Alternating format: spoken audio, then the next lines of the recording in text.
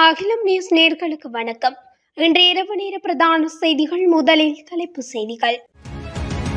தேசப்பந்துவுக்கு கொலை அச்சுறுத்தல். இணையதளம் ஊடாக மோசடியில் ஈடுபட்ட இளைஞன் நீதிமன்றம் பிறப்பித்துள்ள உத்தரவு. ஊழல் குற்றச்சாட்டில் உள்ளூராட்சி சபை வேட்பாளர் கைது. கொழும்பு தொடர்மாடி குடியிருப்பில் இருந்து குதித்த பாடசாலை மாணவி பரிதாப மரணம்.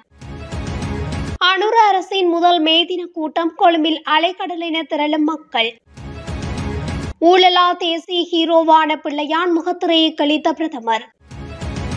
பணிப்புறக்கணிப்பில் குதித்த யாழ் போதனா வைத்தியசாலை பாதுகாப்பு உத்தியோகத்தர்கள். பலத்த மழையால் தம்பலகாம பகுதியில் உள்ள வீடுகளுக்கு பலத்த சேதம். தொடர்பான விரிவான செய்திகள்.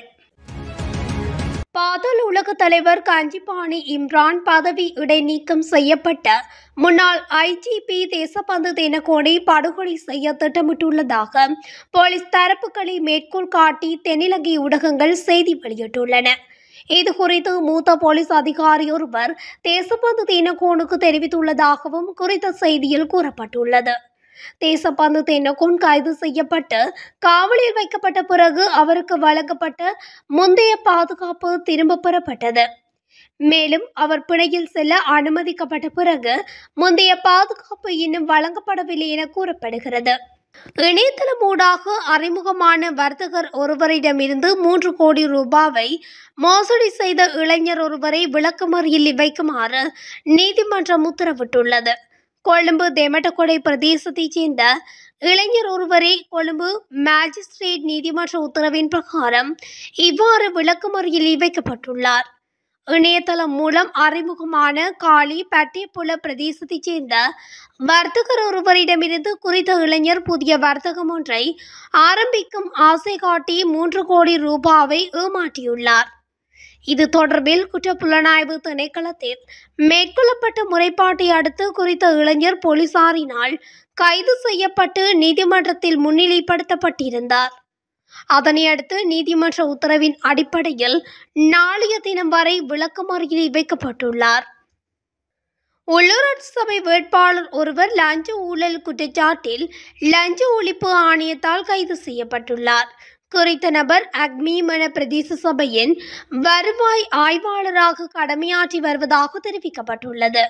காலியைச் சேர்ந்த ஒருவர் நேற்று அளித்த முறைப்பாட்டின் அடிப்படையிலேயே அவர் கைது செய்யப்பட்டுள்ளார்.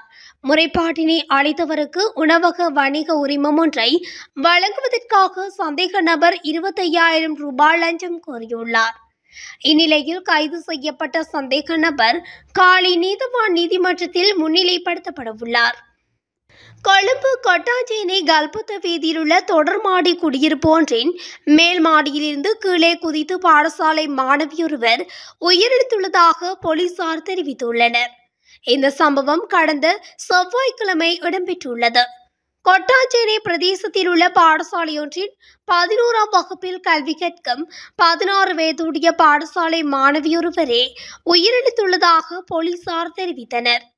உயிரிழந்த மாணவி தொடர்மாடி குடியிருப்பின் மேல் மாடிக்கு சென்று மேசை ஒன்றில் ஏறி நின்று கீழே குதித்துள்ளதாக போலீஸ் விசாரணையில் தெரிய வந்துள்ளது. காயமடைந்த பாடசாலை மாணவி சிகிச்சைக்காக கொழும்பு தேசிய வைத்தியசாலையில் அனுமதிக்கப்பட்ட பின்னர் உயிரிழந்துள்ளதாக போலீசார் தெரிவித்தனர். மாணவியின் உயிரிழப்புக்கான காரணம் வெளியாகாத நிலையில் சம்பவம் தொடர்பில் போலீஸ் விசாரணைகளை மேற்கொண்டு வருகின்றனர். சர்வதேச தொழிலாளர் தினத்தை முன்னிட்டு தேசிய மக்கள் சக்தி உள்ளிட்ட பல பிரதான கட்சிகள் கொழும்பில் தமது மே தின பேரணி மற்றும் கூட்டங்களை ஏற்பாடு செய்துள்ளன. இதற்கமைய ஜனாதிபதி அனுரகுமார திசாநாயக்க தலைமையிலான தேசிய மக்கள் சக்தியின் மே தின கூட்டம் இன்று மாலை 3:30க்கு கொழும்பு காலிமுகத்திடலில் ஆரம்பமானது. தேசிய மக்கள் சக்தியின் மே தின பேரணிக்காக சுமார் 5,532 பேருந்துகள் வரும் என்று காவல்துறையினருக்கு தகவல் அளிக்கப்பட்டுள்ளதாக தெரிவிக்கப்பட்டுள்ளது.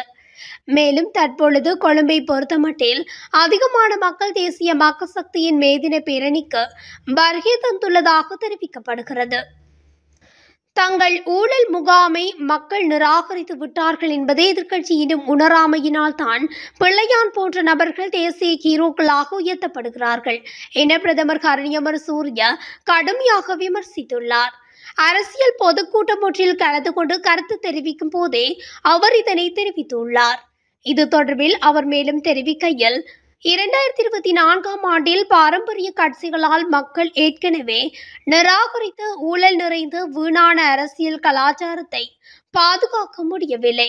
இதன் விளைவாக பலர் இப்போது சுயாதீன குழுக்கள் என்று அழைக்கப்படுகிறார்கள். ஆனால் அதே பழைய முகங்கள் தான் இது பழைய மதுவை புதிய லேபிள்களுடன் புதிய போத்தல்களில் போடுவது போன்றது. இப்போது அவர்கள் புதிய பெயர்கள் மற்றும் சின்னங்களுடன் தங்களை மறுபெயரிட முயற்சிக்கிறார்கள். எதிர்க்கட்சியின் எதிர்காலம் ஆபத்தில் இருப்பதால் அவர்கள் போராடி வருகின்றார்கள். அவர்களுக்கு உயிர் வாழ்வதற்கான கேள்வி எழுந்துள்ளது. அதனால் தான் அவர்கள் திசை காட்டியை தோற்கடிக்க பரஸ்பர ஒப்பந்தங்களை எட்ட துடிக்கிறார்கள். எதிர்க்கட்சியினும் தங்கள் ஊழல் முகாமை மக்கள் நிராகரித்து விட்டார்கள் என்பதை உணரவில்லை. அதனால் தான் பிள்ளையான் போன்ற நபர்கள் இப்போது தேசிய ஹீரோக்களாக உயர்த்தப்படுகிறார்கள். எதிர்க்கட்சியினும் பாடம் கற்றுக்கொள்ளவில்லை என்றால் அதற்கு 6ஆம் தேதி பாடம் கற்பிக்கப்படும். நமக்கு ஒரு எதிர்க்கட்சி தேவையானால் நாம் ஒன்றை உருவாக்க வேண்டுமென்றால் முதலில் அதற்கு ஒரு சரியான பாடம் கற்பிக்கப்பட வேண்டும். அப்போதுதான் அதை தோல்வியுற்ற வழிகளில் வெற்றி பெற முடியாது என்பதை அது புரிந்து கொள்ளும். இந்த நாட்டு மக்கள் தங்கள் நடைமுறைகள், தத்துவம் மற்றும் நடத்தையை மாற்றாவிட்டால் அவர்களுக்கு ஒரு வாய்ப்பு கொடுக்க மாட்டார்கள் என்று நாங்கள் நம்புகிறோம் என அவர் தெரிவித்துள்ளார். யாழ்ப்பாணம் போதனா வைத்தியசாலை பாதுகாப்பு உத்தியோகத்தர்கள் பல்வேறு கோரிக்கைகளை முன்வைத்து பணிப்புறக்கணிப்பில் ஈடுபட்டுள்ளனர். வைத்தியசாலையில் பாதுகாப்பு கடமைகளில் ஈடுபட்டு வரும் உத்தியோகத்தர்களே இன்றைய தினம் பணிப்புறக்கணிப்பை முன்னெடுத்துள்ளனர். சம்பள உயர்வு மற்றும் பாதுகாப்பு உத்தியோகத்தர்களை தற்பொழுது பொறுப்பெடுக்க வேண்டிய புதிதொரு நிறுவனம் உடனடியாக தம்மை பொறுப்பெடுக்க வேண்டும் என்ற கோரிக்கைகளை முன்வைத்து பணிப்புறக்கணிப்பில் ஈடுபட்டுள்ளனர். இந்த நிலையில் பாதுகாப்பு உத்தியோகத்தர்களின் போராட்டம் காரணமாக வைத்தியசாலையின் பாதுகாப்பு மற்றும் நோயாளிகளின் பாதுகாப்பு என்பன கேள்விக்குள்ளாகியுள்ளதாக சுட்டிக்காட்டியுள்ளனர். அத்துடன் நோயாளர்களை பார்வையிட வருவோர் கட்டுப்பாடுகளின்றி வைத்தியசாலை வீதிகளுக்கு செல்வதனால் நோயாளிகளுக்கும் அசௌகரியங்களுக்கு உள்ளாகுவதுடன் சிகிச்சை வழங்குவதிலும் விடுதிகளில் சிக்கல் நிலை ஏற்பட்டுள்ளதாகவும் தெரிவிக்கப்படுகின்றமை குறிப்பிடத்தக்கது. அத்துடன் தொழிற்சங்கங்கள், வெகுஜன மற்றும் சிவில் அமைப்புகளுடன் இலங்கை ஆசிரியர் சங்கம் இணைந்து ஏற்பாடு செய்த கூட்டு மேதின பேரணி ஊர்வலமும் யாழ்ப்பாணத்தில் இன்று நடைபெற்றமையும் குறிப்பிடத்தக்கது. இன்று முற்பகல் யாழ்ப்பாணம் மத்திய பேருந்து நிலையத்தில் ஆரம்பமான குறித்த பேரணி நகர்பகுதியூடாக பயணித்து யாழ் பொது நூலகம் முன்பாக நிறைவடைந்தது. அத்துடன் பேரணி ஆரம்பமான யாழ் மத்திய பேருந்து நிலையத்தில் ஏராளமான காவல்துறையினர் பாதுகாப்பு கடமையில் ஈடுபடுத்தப்பட்டிருந்தனர். இதேவேளை பேரணியின் நிறைவு இடமான பொது நூலகத்துக்கு முன்பாக கூட்டம் ஒன்றும் நடைபெற்றமையும் குறிப்பிடத்தக்கது. கனமழையுடன் கூடிய பலத்த காற்றினால் நேற்று தமிழகம் பகுதியில் வீடுகளுக்கு சேதம் விளைவிக்கப்பட்டுள்ளதாக மக்கள் தெரிவித்துள்ளனர். திருகோணமலை தமிழகாமம் கிராம சேவகர் பிரிவே இவ்வாறு அனர்த்தத்துக்குள்ளாகியுள்ளது. இதன் காரணமாக தென்னை மரம் முறிந்து வீட்டின் மீது விழுந்ததில் வீட்டுக்கூரை உள்ளிட்ட வீட்டு உபகரணங்களும் சேதமாக்கப்பட்டுள்ளதாக வீட்டு உரிமையாளர்கள் குறிப்பிட்டுள்ளனர். மற்றும் கனமழை காரணமாக வீடுகளுக்குள் வெள்ளம் புகுந்ததால் அன்றாட வாழ்வாதார நடவடிக்கைகளும் பாதிக்கப்பட்டுள்ளதாக கவலை தெரிவிக்கின்றனர். இத்துடன் அகிலம் நியூஸின் இன்றைய இரவு நேர பிரதான செய்திகள் நிறைவடைகின்றன. தொடர்ச்சியாக செய்திகளை அறிந்து கொள்ள அகிலம் நியூஸ் ஊடகத்துடன் இணைந்தீர்கள். நன்றி, வணக்கம். அகிலம், மாற்றத்திற்கான மக்கள் குரல். இந்த வீடியோ பிடிச்சிருந்தா லைக் பண்ணுங்க, கமெண்ட் பண்ணுங்க, ஷேர் பண்ணுங்க. மறக்காம கீழே இருக்க பெல் ஐகானை கிளிக் பண்ணுங்க.